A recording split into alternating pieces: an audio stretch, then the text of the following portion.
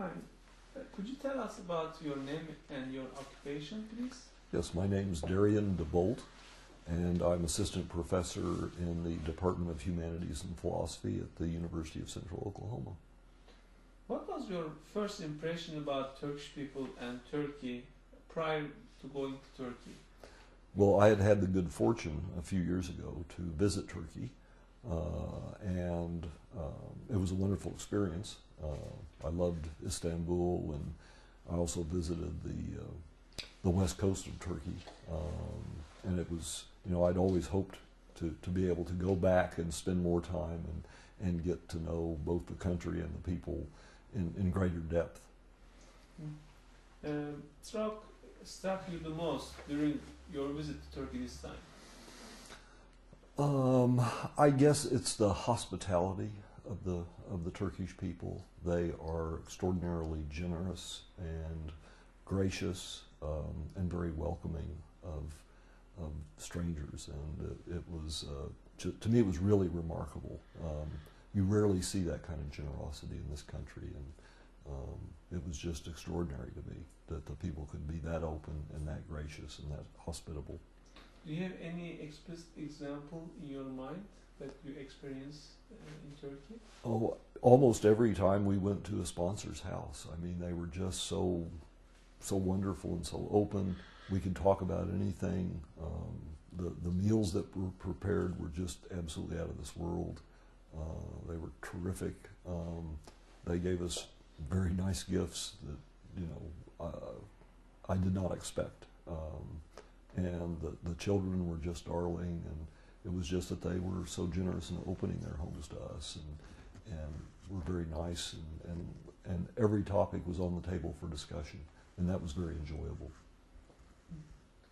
And did the trip reinforce your hopes about establishing world peace? Oh, of course, yes. I think that's one of the reasons I'm so supportive of the movement, is this is an opportunity for peoples of all different faiths and persuasions to talk and dialogue and come to understand each other better. I'm not always happy about how governments interact, but it's amazing how people, when they are one in one or in groups, how well they can get along no matter how different they are. And I think that these trips proved that humanity, and I think that's very important. How did you see the humanity of the people that you cannot speak the same language? What is the impression that you get from other people, that you see the sincerity or the humanity that you saw in those people?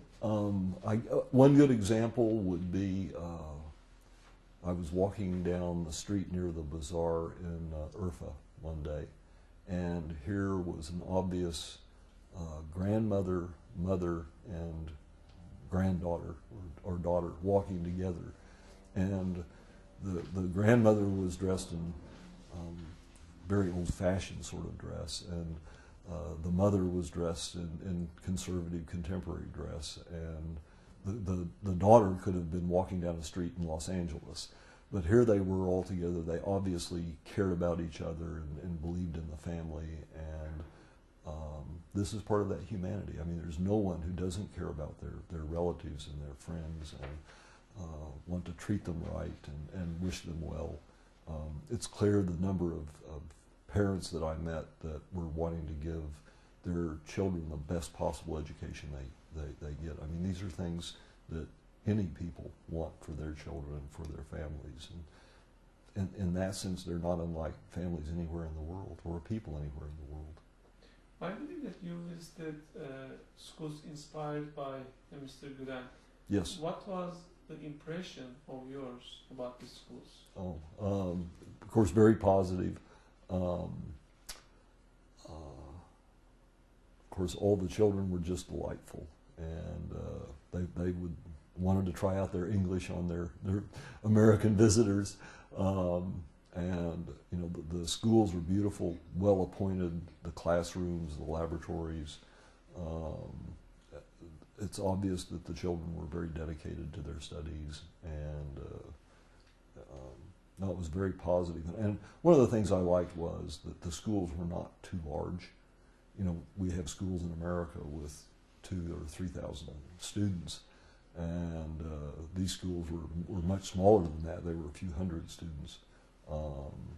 And so they were getting much more personal attention from the faculty than you typically find in American schools.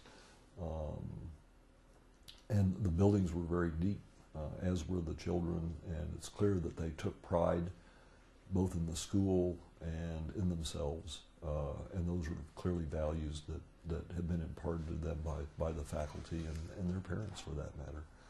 So I had a very positive impression. Clearly they're getting superb education, particularly in mathematics and the sciences, but other areas of life are not neglected either. I know they have art classes and that sort of thing. So it was a very, very positive experience.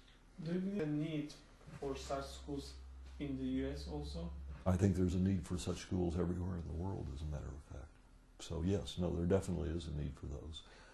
Do you believe that the students in these schools will contribute to world peace in the future? No, I absolutely think so. I mean, it's clear that the teachers are teaching moral values by example, and it works.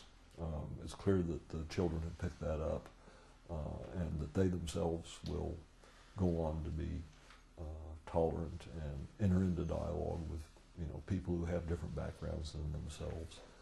I mean, we already see that. I mean, many of the students from those schools have come to the United States to go to graduate school. Some have stayed here to be faculty, and they're actively supporting the ideals that Mr. Gulen has articulated. And so that's already happening, as a matter of fact, and I think it will continue to grow. And I'm very hopeful about that. It's one of the reasons I support the movement myself.